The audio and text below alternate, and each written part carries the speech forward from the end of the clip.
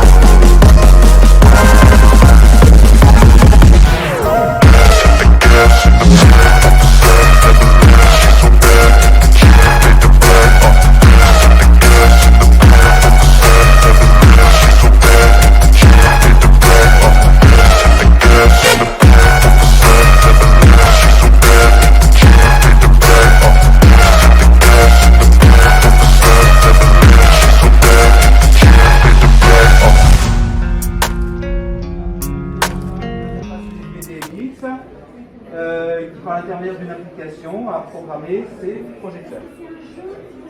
Voilà, donc en ce qui concerne l'option de seconde, donc il s'agit d'un enseignement facultatif d'1h30 par semaine, avec 2 groupes à effectif réduit, de maximum une vingtaine d'élèves. Ce n'est pas des séances de cours comme dans le reste de l'emploi du temps, c'est des activités pour découvrir expérimentalement les sciences de l'ingénieur, donc concrètement l'électronique, l'informatique, la mécanique.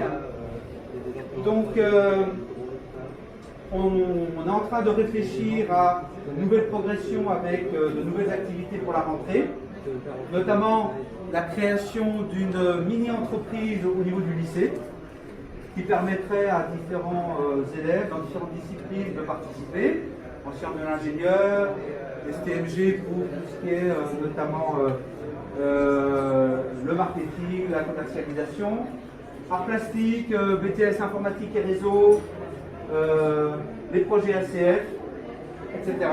On est en train de négocier un partenariat avec le Futuroscope, donc en tant que client de la mini-entreprise, mais partenaire. Alors concrètement, que feraient les élèves pour l'option SI de seconde? Donc ils seraient amenés à concevoir et fabriquer des kits pédagogiques commercialisés à l'international pour les écoles, pour les collèges, les lycées. Donc ils réaliseraient des maquettes, non pas à partir de rien, parce qu'en seconde ils n'ont pas d'expérience, donc à partir d'éléments existants donnés par le professeur, avec des pièces imprimées en 3D, dans ce laboratoire de fabrication, avec cette imprimante 3D. Alors, on s'appuie donc sur les textes qui définissent cette option au niveau national. Donc, il serait amené à faire une analyse du marché des maquettes pédagogiques. Par exemple, ici, vous avez des kits avec des pièces, des mécanismes avec des pièces imprimées en 3D, commercialisées actuellement sur Internet pour 200 à 300 euros, pour ce qu'on voit à l'écran là. Donc, c'est très cher. Alors qu'en fait, si on regarde, ici on utilise du plastique à 25 euros le kilo, les élèves pourront vite se rendre compte, en pesant les pièces qui sont ici, que en fait, ça coûte pas cher à produire. Donc les élèves devront concevoir des maquettes avec, en partant de ce que donnera le professeur. Ils devront donc analyser comment ça fonctionne d'un point de vue scientifique et apporter des modifications simples, l'améliorer, apporter des nouvelles possibilités et puis produire la documentation pour pouvoir le commercialiser. Un de nos objectifs, c'est pas de gagner de l'argent, c'est de partager notre expérience chez P2I, donc avec des documentations pédagogiques. Et puis un état d'esprit avec la notion de matériel et logiciel libre de droit. Alors, deux exemples. Un premier exemple, donc il s'agit dans le domaine mécanique, de maquettes de transmission de mouvement. Donc là, les élèves disposent de ce genre de maquette, mais aussi de manière virtuelle de la maquette modélisée en 3D sur un logiciel professionnel. Donc ils créeront un compte et puis ils apprendront à analyser le comportement de ces maquettes, ici par simulation, donc avec ce type de petit moteur standard.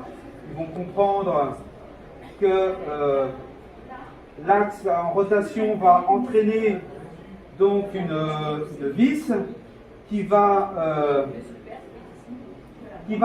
pousser ou tirer le chariot par l'intermédiaire d'un écrou, et le chariot va glisser sur une glissière. Donc vous avez compris que les pièces ici en couleur, c'est des pièces imprimées en 3D. Donc les élèves ont l'aspect, les maquettes en réel et en virtuel. Donc ils peuvent analyser l'existant et on va leur demander de proposer des modifications. Donc, par exemple, ils peuvent rajouter on voit ici sur la pièce en bleu, un support pour le moteur, un guidage pour la vis, un coupleur en rose pour relier les deux axes avec la vis, l'axe avec la vis. Mais ils peuvent aussi améliorer le comportement, par exemple en jouant sur le jeu entre les pièces, pour que ça glisse ni trop ni trop peu. Voilà, donc il y a une équipe, par exemple, de 3 élèves qui peuvent travailler sur ce projet. Si on a 15 ou 20 élèves, on peut avoir 5-6 équipes. Une autre équipe peut travailler sur une autre maquette, par exemple avec un système de poulies et de courroies. Où là, ils peuvent proposer d'autres modifications, par exemple proposer avec différentes poulies, de différents diamètres. Bref, ils pourront être créatifs et ils devront valider leurs propositions de modification en fabriquant leur maquette à partir de l'imprimante 3D. Ils devront tester leurs produits, analyser le niveau de performance à partir d'un protocole expérimental qu'ils devront définir. Voici un autre exemple dans le domaine de l'électronique et de l'informatique. Donc là, il s'agit d'utiliser une carte électronique programmable standard, low cost, mais très performante, plus performante qu'une carte Arduino, un anneau de LED ici, donc ils devront être capables de voir comment on fait pour commander l'intensité et la couleur de chacune des LED avec un programme en Python, en sachant que au collège vous travaillez en Scratch, donc programmation par bloc graphiquement. Au lycée on travaille en Python, programme en Python avec Tony. Alors c'est pas beaucoup plus compliqué, là je donne un petit exemple avec 3 lignes en bleu. Donc on définit une couleur avec 3 valeurs numériques pour l'intensité du rouge, du vert et du bleu. Là on mélange du rouge et du bleu, donc on obtient du magenta. On a 12 positions sur l'anneau, on en choisit une. Et puis voilà, en une ligne, ça y est, on peut commander la couleur et l'intensité de chacune des LED. Donc c'est pas très compliqué. Mais faire tout ça, ça demande du temps. Et en 1h30, c'est compliqué. Donc les élèves peuvent être frustrés. Donc on a décidé que pour l'année prochaine, eh bien, on allait, comme on le fait déjà en première, depuis déjà plus d'1 an, de prêter individuellement du matériel à chacun des élèves de l'Option et Cible seconde. Donc ce type de matériel, mais aussi électronique, etc., pour qu'ils puissent travailler à la maison, poursuivre leur travail avec les mêmes logiciels, avancer à leur rythme. Ceux qui veulent aller plus loin pourront même proposer et mettre au point des modifications en ajoutant par exemple un capteur de lumière. Voilà. Donc Pour terminer, pourquoi choisir l'option sciences de l'ingénieur? D'abord, pour se faire plaisir. C'est une bouffée d'oxygène dans l'emploi du temps très chargé de la classe de seconde. Là, les élèves pourront, dans l'option ici de seconde, pas seulement avoir des cours, parce qu'il n'y a pas de cours dans l'option sciences de l'ingénieur, mais manipuler sur du matériel réel avec des outils numériques modernes dans le cadre de projets, la mini-entreprise, le laboratoire de fabrication, etc. En fin de seconde, ils devront choisir une spécialité pour le bac. Parce qu'en seconde, il n'y a pas cette pression du bac. Mais à partir de la classe de première, donc il y a 3 spécialités à choisir. Ils pourront, parmi 9, au LP2I, dont les sciences de l'ingénieur. Et le fait d'avoir choisi, d'avoir fait cette spécialité ici en seconde, eh bien, ça permettra aux élèves de seconde de choisir en connaissance de cause, voir si ça les intéresse, les sciences de l'ingénieur. D'ailleurs, s'ils envisagent une école d'ingénieur, eh bien, on les aidera à construire un projet d'orientation. On les emmènera, tous les élèves qui font la spécialité, l'option ici en seconde, on les emmènera visiter l'école d'ingénieur ANSMA qui est notre voisin. Donc cette option va permettre aux élèves de découvrir ce que c'est que la démarche d'un ingénieur qui non seulement conçoit des produits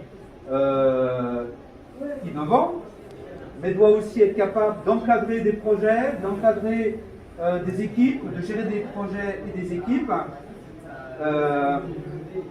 Plus généralement, les sciences de l'ingénieur, ça permet de comprendre le monde dans lequel on vit. Et c'est important si on veut devenir un citoyen et un consommateur responsable. Comprendre que le développement durable, c'est pas quelque chose d'aussi simple que ça. Par exemple, ici, on utilise des bioplastiques et pourtant, ça a un impact environnemental important. Autant d'ailleurs que si c'est des produits avec du pétrole. Pour finir, je voudrais insister sur le fait que, contrairement à l'impression que vous avez peut-être, cette spécialité ici, cette option sciences de l'ingénieur en seconde, c'est pas réservé à des geeks et des passionnés de technique qui ont envie de faire des écoles d'ingénieurs. Non, c'est ouvert à tous. Nous nous adapterons, on n'a pas la pression du bac, nous nous adapterons à ceux qui n'ont pas acquis de base solide au collège, que ce soit en physique ou en technologie. On reprendra les bases. On s'adaptera à celui qui n'a pas forcément envie de faire de la mécanique, par exemple, et qui ce sera de toute façon un travail en équipe, hein. Donc chacun apportera sa pierre dans cette mini-entreprise. Et puis, je prends un autre exemple, quelqu'un qui est plutôt intéressé par le design, par l'art plastique, eh bien il est le bienvenu. Il apportera sa sensibilité et ses compétences au sein de la mini-entreprise qui pourra proposer des produits avec un design innovant. Donc c'est une option ouverte à tout le monde.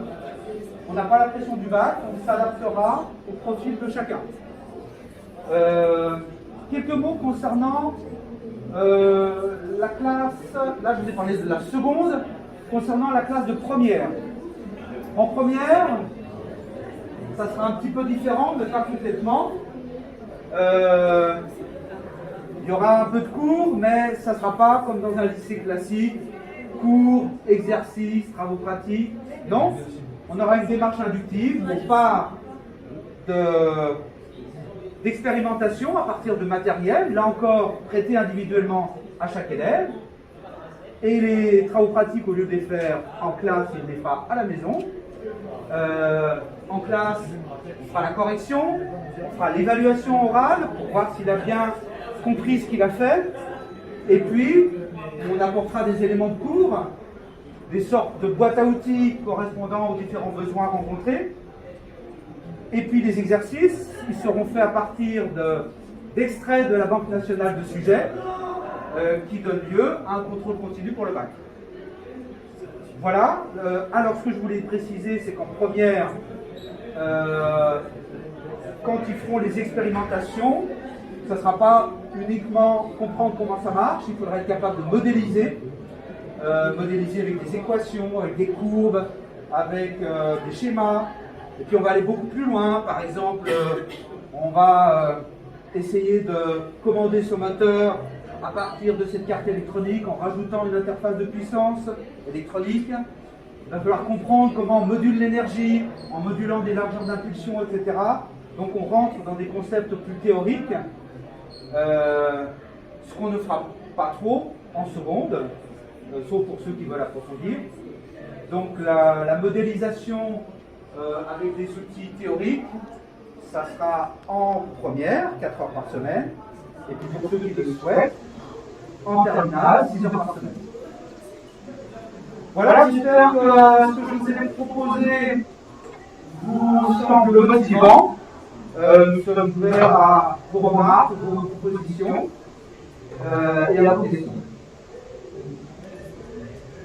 Alors, qu'est-ce que vous en pensez? Qui rentre en seconde? Il y en a quelques-uns. Alors, qu'est-ce que vous en pensez de ce que je vous ai proposé? Eh bien, voilà, bien voilà, c'est là. Je reprendrai après. Et les autres, pour ceux qui étaient là, qu'est-ce que vous en avez pensé? Non, personne ne s'est exprimé. Est-ce que vous avez des questions?